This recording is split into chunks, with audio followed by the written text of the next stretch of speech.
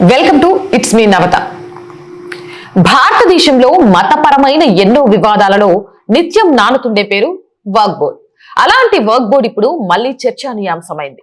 అపరిమితమైన విశేషమైన వక్ఫ్ బోర్డ్ అధికారాలకు కత్తెర వేయడానికి కేంద్ర ప్రభుత్వం ప్రయత్నాలు చేస్తోందన్న వార్తలు వస్తున్నాయి. వాటిని పార్లమెంట్ లో పెట్టి వక్ఫ్ బోర్డ్ చట్టానికి సవరణలు కూడా చేయాలని ప్రభుత్వం ప్రయత్నిస్తోందని సమాచారం. ముఖ్యంగా తమకు కనిపించిన చోటల్లా ఆకుపచ్చ చెద్దరు కప్పి ఆ స్థలం మాదే అని లాగేసుకునే కబ్జా చేసుకునే విధానానికి చెక్ పెట్టనున్నారు. అసలు వక్ఫ్ బోర్డ్ ఎలా పనిచేస్తోంది? వక్ అనేది అరబ్బీ భాష పదం. దేవుడి పేరు మీద సమర్పించిన వస్తువు లేదా లోకోపకారం కోసం ఇచ్చే డబ్బు అని ఆ పదానికి అర్థం. అంటే వక్ పరిధిలో స్థిరాచర ఆస్తులు అన్ని వస్తాయన్నమాట. మన దేశంలో వక్ఫ్ బోర్డ్ ప్రధానంగా ముస్లింల భూములపై నియంత్రణ కోసం ఏర్పాటైంది. ఆ భూముల దుర్వినియోగం, చట్ట వ్యతిరేకత, విక్రయాలు వంటి వాటిని నియంత్రించడం దాని లక్ష్యం. కానీ ఇవాళ వక్ఫ్ చేస్తున్న పనులు దానికి సరిగ్గా వ్యతిరేకంగా ఉన్నాయి. ఇవాళ దేశంలో ఈ వక్ఫ్ బోర్డ్ పేరుతో ఎక్కడైనా కబలించేస్తున్నారు. చివరికి శ్మశాన వాటిక ప్లేసును కూడా ఆక్రమించేస్తున్నారు. దాని చుట్టుపక్కల ఉండే భూమిని అంతటిది తమదే అని ప్రకటించేసుకుంటున్నారు. ఆ మజార్లను, చుట్టుపక్కల ఉండే భూములను సొంతం చేసేసుకుంటుంది.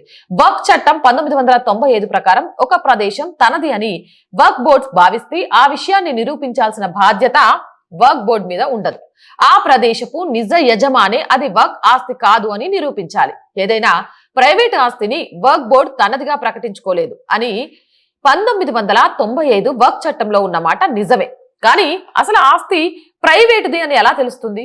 ఏదైనా ఆస్తి తనది అని వక్ఫ్ బోర్డ్ భావిస్తే దాన్ని నిరూపించుకోవడానికి ఎలాంటి దస్తావేజులు లేక పత్రాలు, సాక్ష్యాలుగా వక్ఫ్ బోర్డ్ చూపించనక్కర్లేదు. ఇదెక్కడ న్యాయం? ఆ బాధ్యత ఆ స్థలం తనది అని చెప్పుకునే వ్యక్తి మీదనే ఉంటుంది. చాలా మంది దగ్గర వంశపారంపర్యంగా వస్తున్న ఆస్తుల తాలూకు కాగితాలు సరిగ్గా లేవు. దాన్ని ఆసరాగా చేసుకొని అలాంటి స్థలాలను కబ్జా చేస్తోంది ఈ వక్ఫ్ బోర్డ్. ఎందుకంటే అలాంటి కాగితాలు చూపించాల్సిన అవసరం వక్ఫ్ బోర్డ్ మీద లేదు కదా. కానీ వక్ఫ్ బోర్డ్ అధికారులను బలపరిచింది ఎవరు? మొదటి నుంచి కూడా కాంగ్రెస్ పార్టీయే. ఈ భూమి మాది అన్నప్పుడు చూపించడానికి ఎలాంటి డాక్యుమెంట్స్ లేకుండా ఎలా ఇచ్చేస్తారు? కనీసం ఆధారాలు లేకుండా అది వక్ఫ్ అని ఎలా చెప్తారు? ఇలాంటి ఒక చట్టాన్ని తీసుకొచ్చి ఓటు బ్యాంక్ రాజకీయాల కోసం ఒక వర్గానికి కొమ్ము కాస్తూ రావడం కాంగ్రెస్ ప్రభుత్వానికి పరిపాటియే. మొట్టమొదటిసారిగా 1954లో పండిత్ జవహర్ లాల్ నెహ్రూ పరిపాలన కాలంలో వక్ఫ్ బోర్డ్ ఏర్పాటు కోసం చట్టం చేశారు. 1964లో కేంద్రీయ వక్ఫ్ బోర్డ్ ఏర్పాటైంది.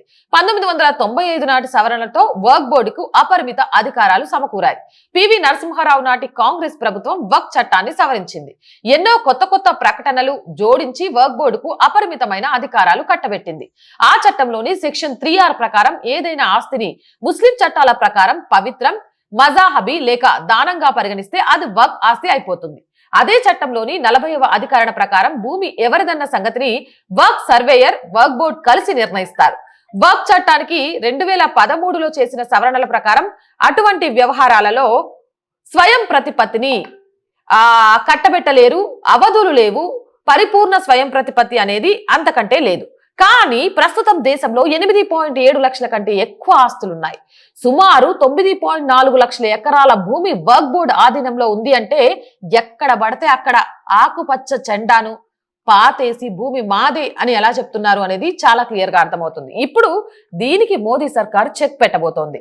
ఇక నుంచి వక్ఫ్ బోర్డ్ పరిధిలో మతానికి సంబంధించిన వాళ్ళు కాకుండా అన్య మతస్థులతో పాటు ముస్లిం మహిళలతో పాటు కేంద్ర ప్రభుత్వం, రాష్ట్ర ప్రభుత్వ కొంత పరిమితిలోకి తీసుకొచ్చే ప్రయత్నాలను చేస్తోంది. ఇది మింగుడుపడని కొందరు నిరసన తెలియజేస్తుంటే వక్ఫ్ బోర్డులో ప్రక్షాళన కావాల్సింది అంటూ ముస్లింలలో కూడా ఒక సామాజిక వర్గం కోరుతోంది. కానీ కాంగ్రెస్ లాంటి పార్టీలు, కాంగ్రెస్ తో జట్టు కట్టిన పార్టీలు మాత్రం వక్ఫ్ లో ప్రక్షాళన జరగొద్దు అంటూ గగ్గోలు పెడుతున్నారు. ఇది న్యాయం అంటారా? మీరైనా చెప్పండి.